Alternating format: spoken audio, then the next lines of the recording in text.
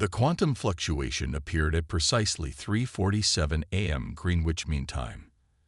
Dr. Sarah Chen had been staring at her holographic display for so long that the dancing particles had begun to blur together. But this pattern was different, unmistakably different. "RRIA, run that sequence again," she commanded the lab's eye assistant, her fingers drumming against the cold metal of her workstation. The quantum research station, floating in geosynchronous orbit above Earth, hummed softly around her. The particles danced again, but this time Sarah noticed something she'd missed before. The quantum entanglement patterns weren't random. They followed a precise mathematical sequence, a sequence that couldn't occur naturally. "Dr. Chen." Aria's calm voice filled the lab. "I've detected an anomaly in the quantum field. The pattern appears to be artificial." Sarah finished, her heart racing. "Run a comparison against all known human-generated quantum signatures." The silence that followed seemed to stretch for an eternity. Sarah's mind raced through the implications. After 15 years of searching for evidence of extraterrestrial intelligence through quantum physics rather than traditional radio signals, could this finally be it? "No matches found in any human database," Aria reported. "The pattern contains embedded mathematical constants that suggest intelligent design, but the complexity level exceeds any known human-generated quantum signature by several orders of magnitude." Sarah took a deep breath, trying to steady her trembling hands. "Record everything. And get me a secure line to Director Hammond. Now." The next 12 hours passed in a blur of explanations, demonstrations, and increasingly heated debates. Sarah found herself in the station's main conference room, facing a wall of skeptical faces on the holographic display. The station's oversight committee. "Dr. Chen, while your discovery is intriguing, the leap to extraterrestrial intelligence seems premature." Dr. Rodriguez, the committee chair, said with thinly veiled condescension. "Quantum mechanics often produces patterns that appear organized, but are merely random fluctuations." Sarah fought to keep her voice steady. "With all due respect, Dr. Rodriguez, this isn't a matter of appearance. The pattern contains embedded prime numbers, the value of pi, and what appears to be a three-dimensional coordinate system unlike anything we've ever seen. These patterns are being deliberately transmitted through quantum entanglement, a method of communication we theorized but haven't yet mastered ourselves. And you believe someone out there has not only mastered it but is using it to contact us." Another committee member scoffed. "I believe," Sarah said, pulling up the latest data, "that someone has found a way to encode information into the very fabric of space-time itself. Look at this." She highlighted a recurring sequence. "This pattern repeats exactly every 108 seconds. Nature doesn't create perfect repetition at the quantum level. This is a beacon designed to be noticed by any civilization advanced enough to detect quantum entanglement patterns." Director Hammond, who had been quietly observing, finally spoke. "The Chinese Quantum Observatory has confirmed Dr. Chen's findings independently. So has CERN. Whatever this is, it's real, and it's not coming from Earth." The room fell silent as the implications sank in. Humanity had just received its first verifiable proof of extraterrestrial intelligence, and it had come not through radio waves or light signals, but through the quantum realm itself. "There's more," Sarah added, her voice barely above a whisper. "The pattern is changing. It's becoming more complex, as if whatever's sending it knows we've detected it, and is now trying to establish a more sophisticated form of communication." The debate that followed lasted for hours, but Sarah barely heard it. Her attention was fixed on the evolving patterns, watching as they shifted and transformed. She couldn't shake the feeling that humanity was standing on the brink of something momentous. Not just first contact, but first contact with a civilization so advanced they communicated through the fundamental forces of the universe itself. As the committee argued about protocols and procedures, Sarah noticed something new in the pattern.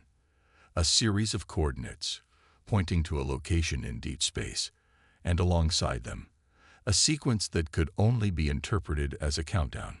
"Director," she interrupted, her voice cutting through the debate. "We need to make a decision quickly. These coordinates, they're changing, degrading. I think this isn't just a message, it's an invitation, and we have exactly 72 hours to accept it before it expires." The room erupted into chaos, but Sarah remained focused on the dancing quantum particles before her. Somewhere out there, an intelligence beyond human comprehension had reached out across the cosmos. Not with a declaration of power or a show of force, but with an elegant puzzle that only a species on the brink of quantum mastery could detect. As the arguments raged around her, Sarah couldn't help but smile. Humanity had been looking for aliens in all the wrong places. They weren't going to announce themselves with radio signals or monoliths or flying saucers. They had hidden their message in the very fabric of reality itself, waiting for us to become clever enough to find it. The Quantum Research Station's main lab had transformed into a war room. Holographic displays covered every surface, each showing different aspects of the alien signal. Dr. Sarah Chen hadn't slept in 36 hours, surviving on synthetic caffeine and determination. The signal structure is fractal. Dr. Yuki Tanaka, the station's theoretical physicist, observed while manipulating a three-dimensional representation of the pattern. Each layer contains embedded information, like Russian nesting dolls made of quantum data. Sarah nodded, rubbing her tired eyes. "But it's the mathematical constants that interest me. They're not just using universal constants as a primer. They're using them to tell a story." The team had already decoded the first layer of the message. It contained basic mathematical principles, proving the signal's artificial nature. The second layer revealed astronomical coordinates, including a precise map of nearby star systems. But the third layer was proving more challenging. "Dr. Chen," ARIA interrupted, "I detected a significant change in the signal's amplitude. The degradation rate has increased by 47%. Sarah's heart raced. "How long?" "At current rates, we have 41 hours before the signal becomes unreadable." The pressure in the room seemed to double. Somewhere out there, an advanced civilization had sent humanity a message with an expiration date. Was it a test, a warning, or something else entirely? "Wait," Dr. Tanaka suddenly straightened. "Look at this sequence. It's not just coordinates, it's instructions." Sarah rushed to his station. The quantum patterns were shifting faster now, forming complex geometric shapes that seemed to fold in on themselves in impossible ways. Then she saw it. Hidden within the mathematics was a blueprint. "It's a quantum engine design," she whispered, awe creeping into her voice. "They're showing us how to build something. Area, begin reconstruction of the complete blueprint from these patterns." As the AI worked, more pieces of the puzzle fell into place. The aliens weren't just sending coordinates. They were providing humanity with the means to reach them. The blueprint detailed a device that could manipulate quantum fields in ways that defied current physics. "This is impossible." Dr. Rodriguez's voice came through the comm system. The Oversight Committee had been monitoring their progress. The energy requirements alone would exceed Earth's total power generation capacity. "No," Sarah countered, excitement building in her voice. "Look at the efficiency calculations. They're showing us how to harness zero-point energy.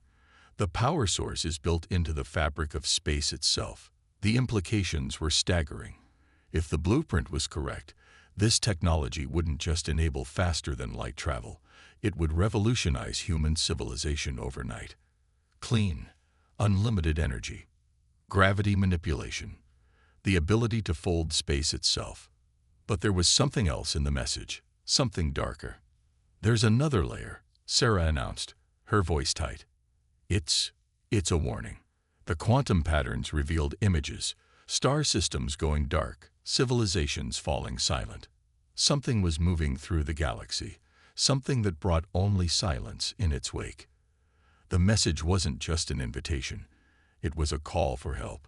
They're not just reaching out to us, Sarah realized. They're recruiting us. This technology, this invitation, They're preparing us for something. The room fell silent as the full weight of the situation settled over them. Humanity had just been thrust onto a galactic stage, whether they were ready or not.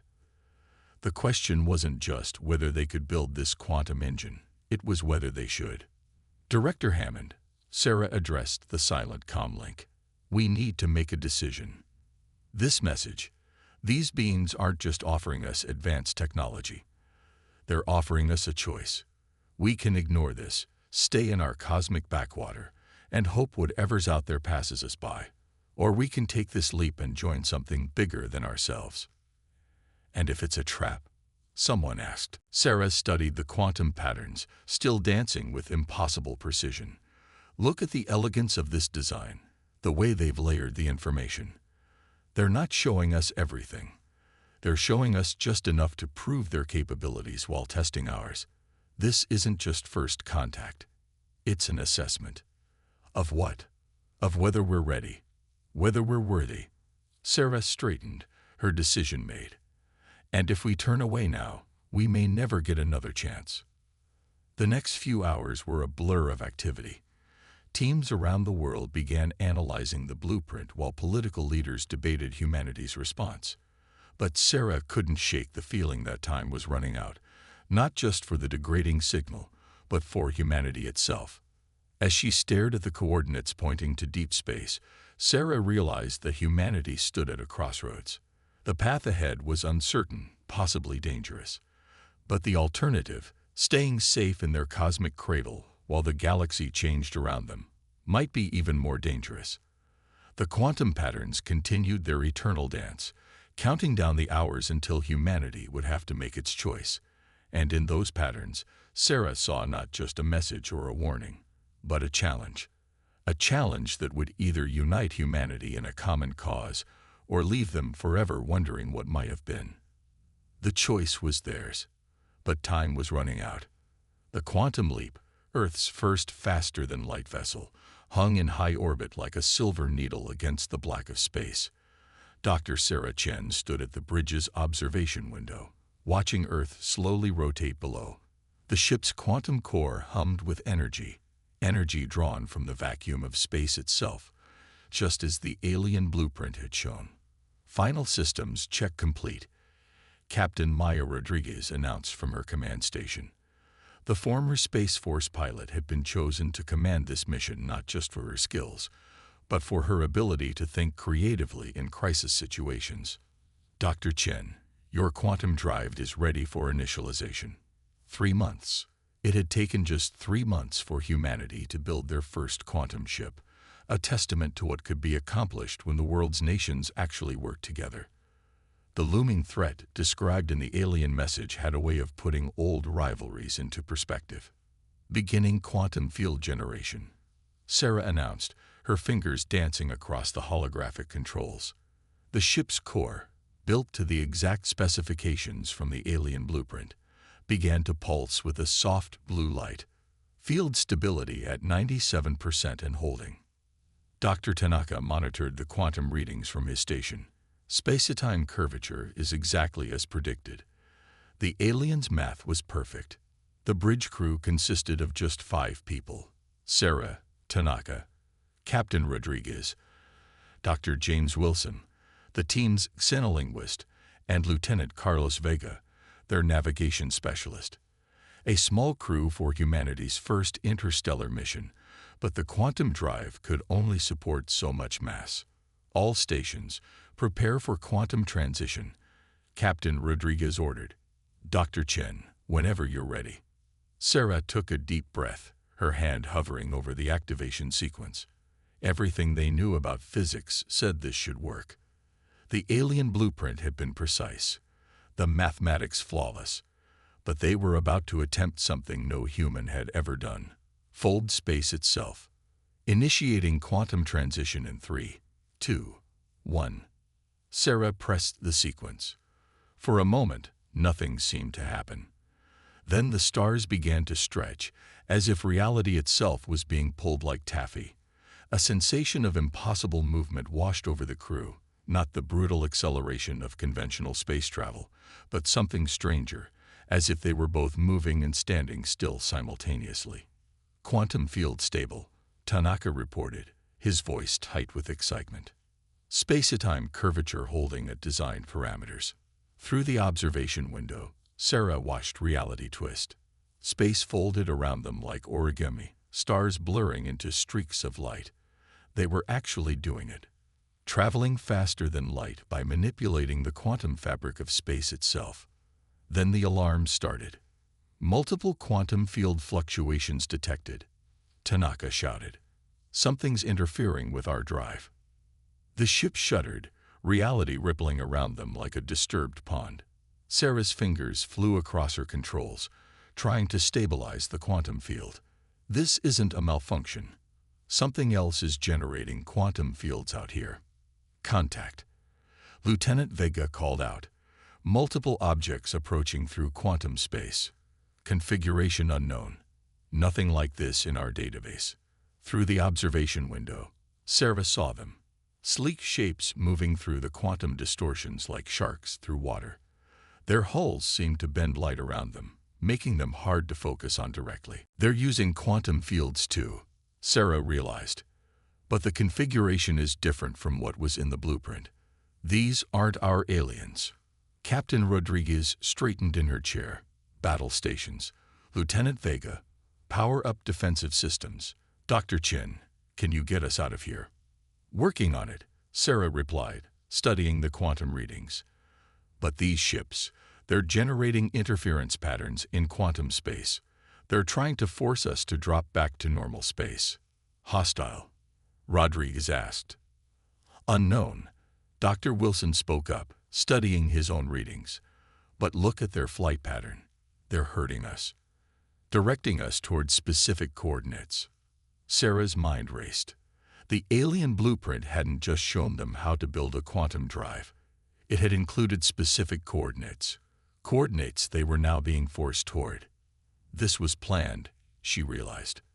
The blueprint, the coordinates, it was all a test. Someone wanted to see if we could build this technology, and now they're making sure we go exactly where they want us to. "Options," Rodriguez demanded. Sarah studied the quantum patterns generated by the alien ships. There was something familiar about them, something that tickled at her memory. "Wait, these interference patterns, they're similar to the original message's structure. I might be able to." Her fingers flew across the controls, adjusting their quantum field to match the complex harmonics she remembered from the original signal. The ship shuddered, then stabilized. "What did you do?" Tanaka asked, staring at his readings in amazement. "I synchronize our quantum field with theirs," Sarah explained. "It's like we're speaking their language now, but through quantum harmonics instead of words." The alien ship's aggressive posture changed. They fell into an escort formation around the quantum leap, their own quantum fields now working in concert with the human vessels. "New coordinates being received," Vega reported. They're giving us a flight path." Through the observation window, Sarah watched as space twisted again, this time under the combined power of multiple quantum drives working in harmony. They were being guided somewhere, but where? "Captain," she said, not taking her eyes off the alien ships, "I think we're about to find out who really sent us that message. And I don't think we were the only ones who received it." The quantum leap accelerated through folded space, escorted by its mysterious companions. Humanity had wanted to prove they were ready for the cosmic stage. Now they were about to find out if they truly were. Behind them, Earth was already an impossible distance away. Ahead lay either humanity's greatest opportunity or its greatest threat. There would be no turning back now. The alien facility hung in space like a vast, geometric dream. A massive structure of intersecting crystalline shapes that seemed to phase in and out of normal space. As the quantum leap approached, guided by its escort, Dr. Sarah Chen noticed how the structure's quantum field signatures pulsed in perfect synchronization with their own. "Multiple ships detected," Lieutenant Vega reported. "Dozens, no, hundreds. Different designs, different quantum signatures. This is some kind of gathering point." Through the observation window, Sarah saw vessels of all shapes and sizes, each manipulating quantum fields in slightly different ways. Some were organic-looking, others purely geometric. All of them advanced far beyond human technology. "We're receiving a transmission," Dr. Wilson announced. "It's remarkable. The quantum patterns are being translated into visual and auditory data automatically. They're adapting their communication to our level of technology." The bridge's main display illuminated with an image that made the crew gasp. The being appeared vaguely humanoid but was composed of shifting patterns of light and energy, its form barely contained within what looked like a crystalline environment suit. "Welcome, humans," the being's voice emerged from the ship's speakers, translated from quantum patterns into sound. "I am Coordinator Xin of the Quantum Concordat. You have arrived exactly when probability indicated you would." Captain Rodriguez stepped forward. "I am Captain Maya Rodriguez of the Earth vessel Quantum Leap. We received your message and followed your blueprint."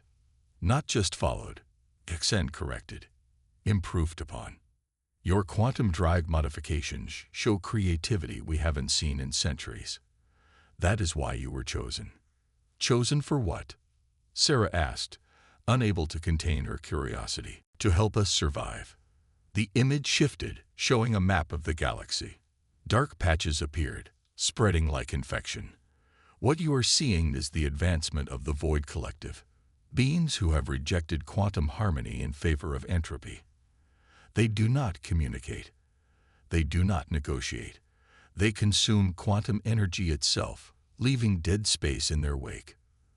The crew watched in horror as entire star systems went dark on the map. Sarah noticed that the pattern matched exactly what they'd seen encoded in the original warning message. "But why us?" Dr. Tanaka asked. "We're centuries behind your technology." "Because you think differently," Xin replied. "The Concordat has grown. Predictable. We operate on quantum probability, following the most likely paths. But humans, you consistently defy probability. You take illogical risks. You make intuitive leaps. You find solutions where our quantum calculations see none." Sarah thought about her impulsive decision to synchronize their quantum field with the escort ships, like adapting the quantum harmonics. "Precisely. In the time it took you to build and modify your quantum drive, our calculations suggest you advance your understanding of quantum mechanics by approximately 3 centuries. No other species has shown such rapid adaptation." The image shifted again, showing the crystalline facility. "This is the Nexus, where representatives from all quantum-capable civilizations gather. We have brought you here because we need your help. The Void Collective approaches, and our traditional methods of defense have failed. We need unpredictability." Captain Rodriguez straightened. "You're asking us to join a war." "We are asking you to join the Concordat," Xin corrected. "To add your unique perspective to our collective knowledge. In return, we offer full access to our technology and protection from the void. But first, you must prove yourselves." "How?" Sarah asked, though she suspected she knew the answer. "The Void Collective has developed a new weapon, one that disrupts quantum fields in ways we cannot counter. Our probability calculations show no solution, but perhaps human intuition might see what we cannot." A stream of data began flowing into the ship's computers, specifications for the void weapon and all failed attempts to counter it. Sarah's mind was already racing, seeing patterns that others might miss. "One condition," Captain Rodriguez stated firmly. "Whatever solution we find, Earth must be protected. We won't sacrifice our homeworld to save the Concordat." "Agreed," Xin responded. "You have 12 hours before the weapon comes within range of this facility. Show us what humanity can do." As the transmission ended, Sarah was already deep in the data, her mind making connections between quantum harmonics, human physics theories, and the alien technology surrounding them. The fate of not just Earth but countless civilizations now rested on humanity's ability to think outside the quantum box. The crew of the Quantum Leap shared a look. They had come seeking first contact and found themselves thrust into a galactic conflict. But as Sarah studied the weapon specifications, she felt a familiar excitement building. The Concordat thought in terms of quantum probability, always taking the most likely path. But humans had a talent for finding the impossible path and making it work. "Let's show them how Earth solves problems," she said, fingers flying across her console. It was time to prove that humanity's greatest strength wasn't their technology. It was their ability to defy the probable and achieve the impossible. Time was running out. The massive holographic display in the Nexus central chamber showed the approaching void collective vessels as dark tears in the quantum fabric of space. Dr. Sarah Chen stood before the assembled representatives of the quantum concordat, their crystalline environment suits glinting with internal light. "Your solution is impossible," one of the alien representatives stated, their quantum-translated voice filled with what might have been disbelief. "The mathematics indicate a zero probability of success." "That's exactly why it will work," Sarah replied, manipulating the holographic model of her proposed defense system. "The Void Collective's weapon succeeds by predicting and disrupting quantum field harmonics. But what if we deliberately generate quantum disharmony?" Dr. Tanaka stepped forward, continuing her explanation. "We've analyzed your failed attempts. You've been trying to maintain quantum stability, essentially fighting entropy with order. But sometimes, the best way to fight chaos is with controlled chaos." The human team had spent 11 sleepless hours developing their plan. It was elegant in its insanity. Using the Nexus's massive quantum generators to create a field of purposeful quantum instability, a space where probability itself became unreliable. "Think of it like dancing," Sarah explained, seeing the confusion in the alien representatives' postures. "You've been trying to follow a strict pattern, but what we need is improvisation. The void weapon can't predict what we'll do if we ourselves don't know what we'll do next." Captain Rodriguez added, "On Earth, we have a saying, the best defense is a good offense. We're not just going to stop their weapon, we're going to turn its own principles against it." A murmur of quantum harmonics rippled through the assembled aliens. Coordinator Xin stepped forward, their crystalline form shifting with internal light.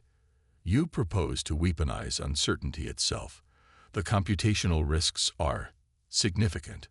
Sometimes you have to roll the dice," Sarah said firmly. "We can calculate probabilities forever, or we can take action now. The choice is yours." The chamber erupted in a cascade of quantum communications. Sarah could feel the weight of centuries of alien knowledge and tradition pressing against her simple, human solution.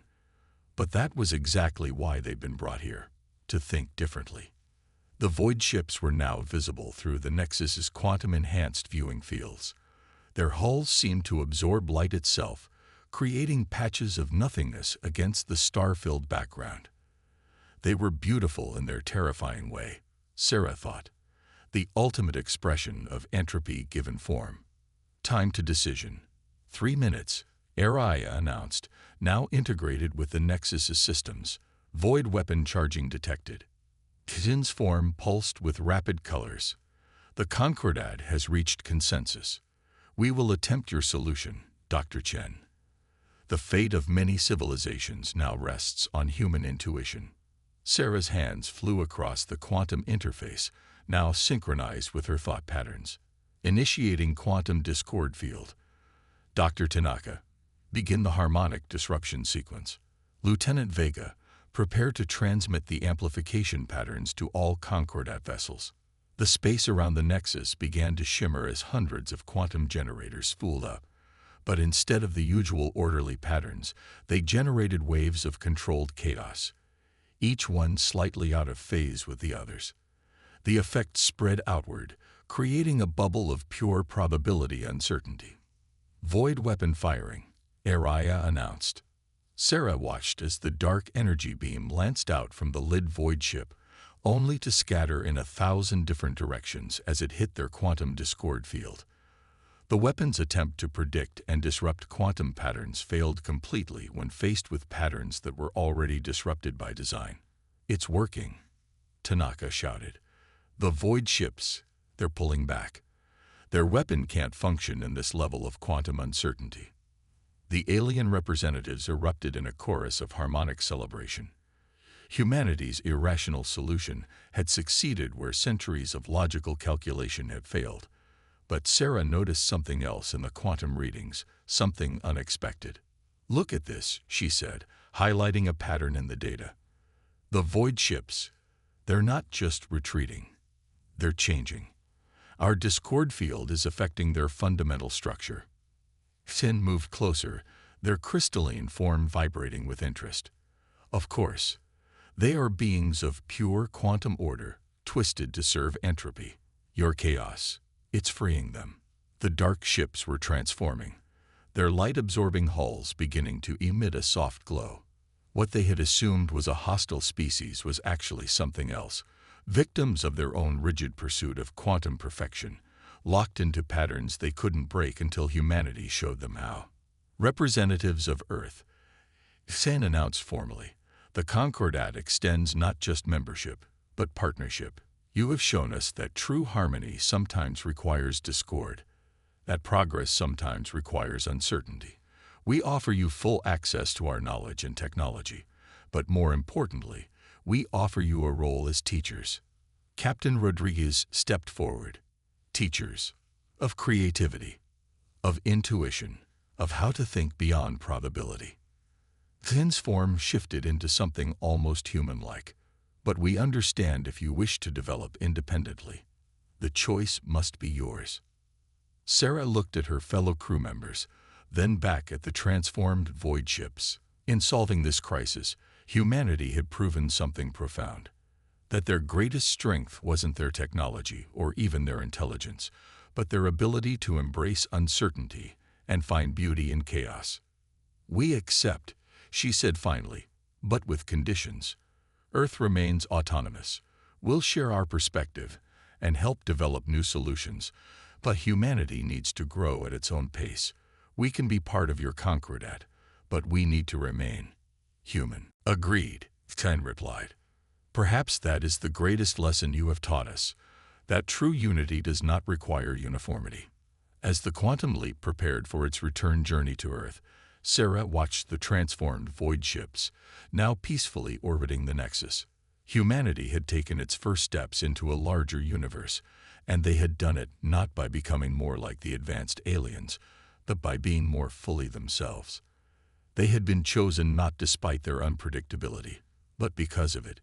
In a universe of quantum probability and mathematical certainty, humanity's greatest gift was their ability to believe in the impossible, and then make it happen.